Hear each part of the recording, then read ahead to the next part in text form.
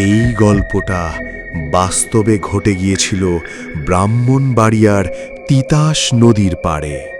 গ্রামের মানুষ আজও সন্ধ্যার পর সেই ঘাটে যায় না।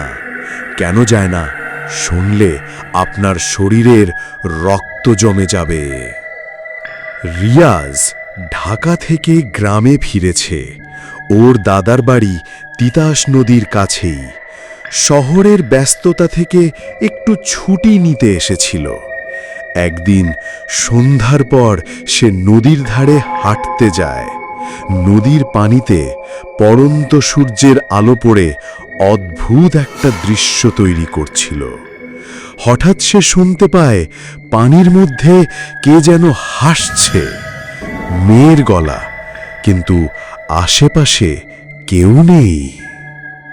রিয়াজ পরদিন আবার যায়। এবার সে দেখে নদীর মাঝখানে দাঁড়িয়ে আছে এক মেয়ে। সাদা শাড়ি, চুল ভিজে, মুখ দেখা যাচ্ছে না। সে মেয়েটাকে ডাক দেয়, এই কে ওখানে?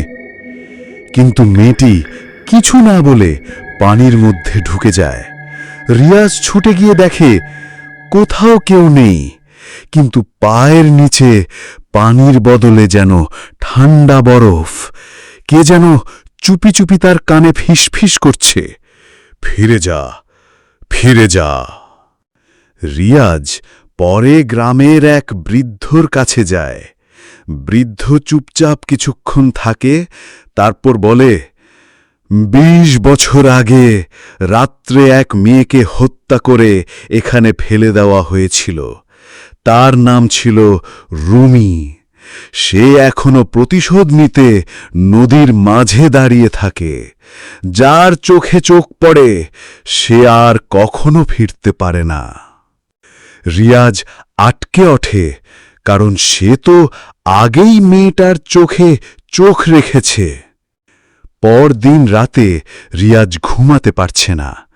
ঘরের জানালায় কে যেন দাঁড়িয়ে, আবার সেই সাদা শাড়ি, সেই চুল, সেই চোখ। রিয়াজ দরজা বন্ধ করতে গিয়ে দেখে দরজা নিজের মতো খুলে যাচ্ছে।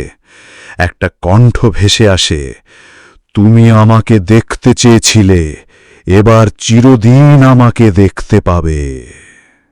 ঘর অন্ধকার হয়ে যায়।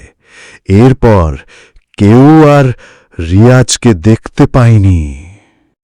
আজও সন্ধ্যার পর কেউ নদীর ধারে যায় না। কখনো কখনো কেউ কেউ বলে তারা এক তরুণকে নদীর দিকে হাঁটতে দেখেছে, পাশে সাদা শাড়ি পরা এক মেয়েকে। তারা ধীরে ধীরে পানিতে হারিয়ে যায়। তিতাস নদীর ঢেউ তখন যেন কাঁদছিল আর বলছিল, প্রতিশোধ এখনো শেষ হয়নি।